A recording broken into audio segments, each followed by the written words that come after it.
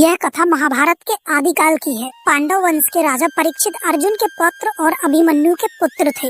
राजा परीक्षित बड़े ही धर्मनिष्ठ और न्यायप्रिय शासक थे, किंतु एक घटना ने उनके जीवन की दिशा ही बदल दी। यह कथा उनकी मृत्यु और उसके पीछे की घटनाओं का विवरण प्रस्तुत करती है। एक बार राजा परीक्षित आखेट खेलने के लिए जंगल में गए। शिकार करते करते वे भूखे और प्यासे हो गए। घूमते हुए वे एक तपस्वी ऋषि शमीक के आश्रम पहुँचे। ऋषि शमीक गहरे ध्यान में लीन थे। परीक्षित ने उनसे पानी मांगा, लेकिन ध्यान में होने के कारण ऋषि ने कोई उत्तर नहीं दिया।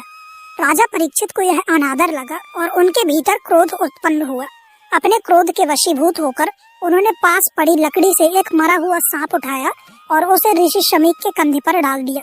इसके बाद राजा वहां से चले गए। जब ऋषि शमीक के पुत्र ऋषि श्रृंगी अपने आश्रम लौटे और अपने पिता के कंधे पर मरा हुआ सांप देखा तो वे अत्यंत क्रोधित हुए। उन्होंने अपने ध्यान मुद्रा में आकर पूरी घटना को समझ लिया और क्रोध में आकर उन्होंने राजा परीक्षित को शाप दे दिया। जिस प्रकार मेरे पिता का अपमान हुआ है, उसी प्रकार राजा परीक्षित का भी अंत निकट है। 7वें दिन तक्षक नाम का नाग आकर उन्हें डसेगा और उनकी मृत्यु होगी। यह सुनकर शमीक ऋषि ने अपने पुत्र को शांत किया और कहा, राजा परीक्षित ने गलती जरूर की है, लेकिन क्रोध में शाप देना उचित नहीं है। इससे उनके वंश और राज्य पर संकट आ सकता है। परंतु श्रृंगी ऋषि ने अपनी बात को वापस नहीं लिया। जब राजा परीक्षित को यह शाप मिला तो वे गहरे पश्चाताप में डूब गए।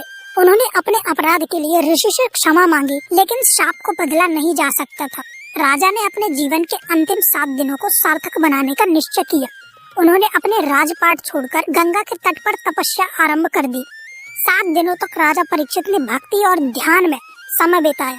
इसी दौरान महर्षि सुखदेव ने उन्हें श्रीमद् भागवत कथा सुनाई।